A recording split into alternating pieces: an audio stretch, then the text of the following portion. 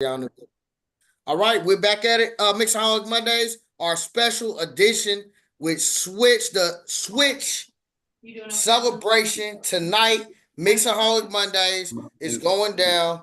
Ladies and gentlemen, we're in the building with the legendary Kermit the Superstar Maker and also the Funky Skunk, Paul Thomas, official Circle City Band, June the 27th. We will be live with the legendary Switch and the legendary Circle City Band, June the 27th. Put it on your calendar, ladies and gentlemen. And my 40th birthday extravaganza, it will be a movie, ladies and gentlemen. Don't say we didn't tell. So let's go back. Let's get into it. You said you had something to mention, and we here Yeah, for it. I want to mention a huge, super huge memory that I glad that I was reminded of. Remember, I told you about Wayne, the guy who we played behind when I first met Philip and all of them. Wayne, when I came back, I was in LA in '81, and after Magic came out, the record label didn't put my album out. I kind of got discouraged. I went back to LA to try to do some things, and Wayne had written a song. First of all, Wayne ended up writing one of the biggest hit records for one of the biggest gospel groups in the world, the Mighty Clouds of Joy. And when I went back, Wayne found me over on Western down in South Central and said, "Hey, man, I got a studio now, man. I want you to come out and let's do some stuff," right? Wayne had co-written a song on the Jackson's Victory album with Tito Jackson. And I didn't know at the time the magnitude of that because it was like fresh and the advance check that Wayne got off that one song with Tito on there. This dude went and got a house out in the valley and built an 8-track reel-to-reel studio in his garage, right? And so now when I come back, Wayne got this studio, and he said, "Man, come on out, man. You can." So I was living in the studio. One morning, all of a sudden, there's a knock on the garage door. So I go get up and I open the garage door, and it's Tito Jackson on a Yamaha motorcycle. And he said, "Is Wayne here?" I said, "No, man. I think Wayne is gone, but I can tell him, you stop by here. Well, tell him that Tito stopped by." I said, "Yeah, I know who you are, brother."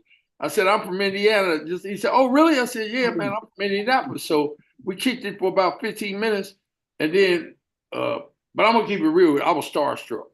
I was like, "Man, these dudes," because we grew up with the Jackson Five. I'm gonna tell you something. The first show I ever played, not the first show, second show, was at the 1971 Indiana Black Expo. We were in the Gospel Shower of Stars, me and my cousin. The first night we performed at the convention center.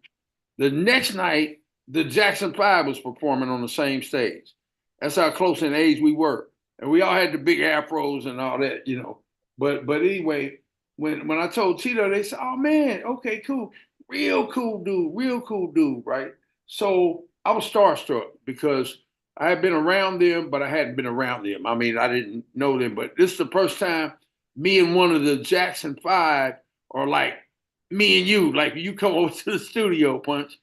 And so when Wayne got home, I said, "Man, Tito was over here, man." He came and knocked on the studio door. I said, "Oh man, for real?" So he goes in the house, and next thing I know, he comes back, "Man, y'all to get yourself together, man. We about to go up to Tito's." I'm like, "Huh?" So I put on, got G'd up. We go up into the Encino Hills, and we go to his crib, man, and it's like just everything that I dreamed of. Come around the back, and this dude's got his own Nautilus gym. Nautilus at the time was the popular thing. He's got his own Nautilus gym in the back of his house that looked like you went to Nautilus, like with the office and all that, and all the weight rooms. Then you go to the left. He has an elevator in his crib. Keep on going down to the left. You go down this hallway, nothing but plaques all the way down the hallway, right? Like this. We go into this other room. And he's got a guitar room, like in Guitar Center. He's got guitar. He had a guitar made out of a baseball bat that goes into a mitt with a ball in down at the bottom of it. Made out of spiders and lobsters and stuff. And then we go in the studio, and this dude has everything that Yamaha makes. All the guitars, keyboards, basses, all the sound equipment, reverbs. And I had a Yamaha DX7 keyboard, which was the most popular keyboard at the time that you could be playing tracks on. But you know, it was analog. I was playing live, but that was the digital keyboard of the day. This dude had 4 Yamaha MIDI 816 racks. And let me explain what that is. That's like having 8 DX7s all in one rack module. And rack modules were brand new back then, but they were MIDI. Like you would have 8 modules. Each one of those modules had up to 16 channels of MIDI. So it was like having 8 of those keyboards in one rack. This dude said, Wayne said, man, well, we got to play at the Carlos and Charlie's. That was the gig that we were playing at in Hollywood. He said, man, we need to, we got a keyboard player. We need to borrow one of your keyboards for him. I had my own DX7. He said, sure. He said, man, you know how to work the 816? I said, heck yeah, I know how to work the 816. This dude gave me another Yamaha DX7 with the MIDI 816 rack. I took that to the Carlos and Charlie's and had DX7 stacked up live. And he let me use that like it wasn't nothing.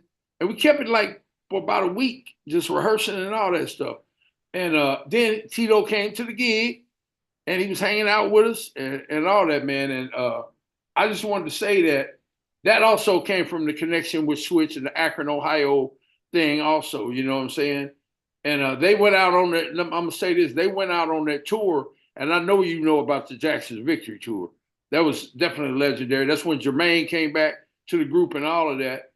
And I'm so proud to have been around that, man. Nah, definitely. That's an excellent story. Like stories like those, them clips is gonna be incredible. Like when Man, you clip it, I wish we had, like, if we had cell phones back then, bro, yeah, like we got yeah. now. Oh my God, man, come on, man. But I Real think talk.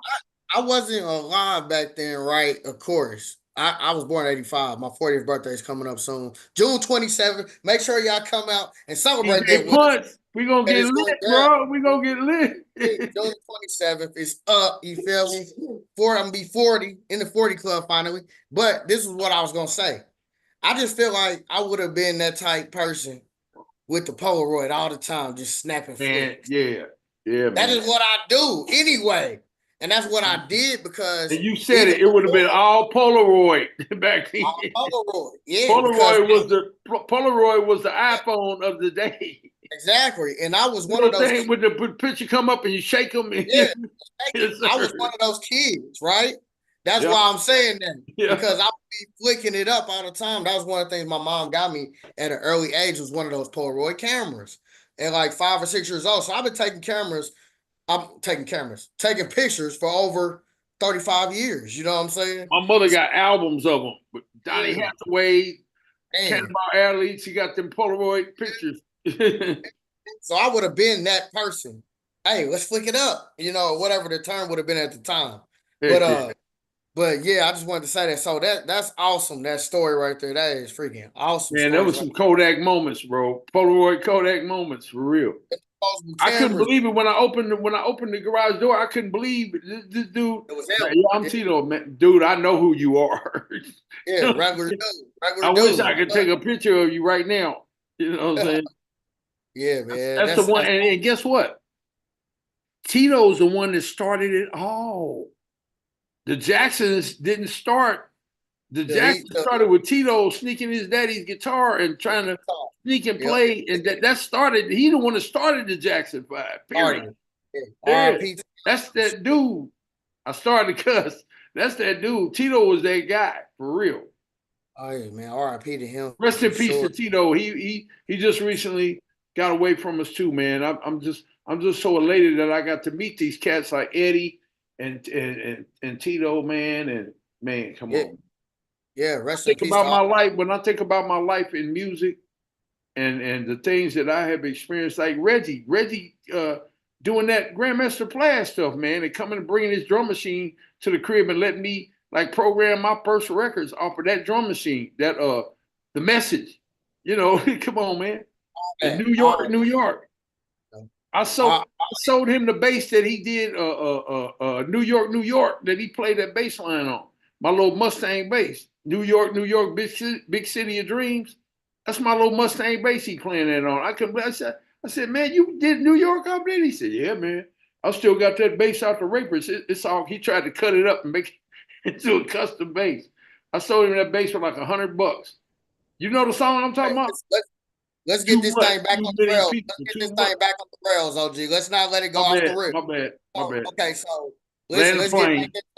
let's get back into Back to Switch. we like to party.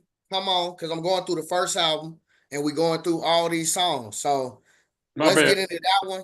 Let's get into that one and let's chop it up about the behind the scenes. Who came up with a lot of these concepts? You be knowing about a lot of these albums and how it came about behind the scenes. So let's get into that, and then we're gonna get into that record. Salute to Will Gamble the plug, too, for popping in on the panel. Tammy, I see you. Salute to our panel. So y'all got questions? Jump in. We're doing a special edition tonight. We chopping it up and we celebrating Switch and the legendary Circle City Band too as well tonight on this special edition. So we in here chopping it up, we vibing, just celebrating the people we lost. So we in here. Let's get into that one. We like the party. Come on. I know that was a big record at that time. How did that even come about? That whole sound that we was talking about before. Now that would be definitely a Greg Williams question. But I mean, Switch was not just about the ballads, they were funky. And they had that sound that they were versatile, but man, I think personally, to be honest with you, a lot of that was Tommy. Tommy was nasty on that bass. And Philip. Why don't you rub it in, Punch?